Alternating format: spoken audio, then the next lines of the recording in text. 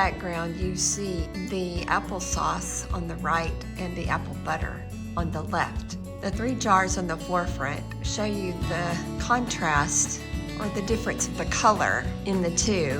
The middle one is just the applesauce and the other 2 have spices and sugar added. This is the recipe that I used to make my apple butter. It calls for cooking the apples just like applesauce and actually cooking them down in Instapot itself.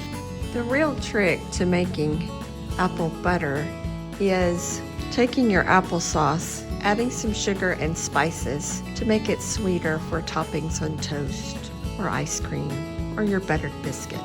These are the ingredients I added to the cooked down apples: cinnamon, ground nutmeg, brown sugar, white sugar, and some vanilla, which my neighbor homemade and gave it to us as a gift.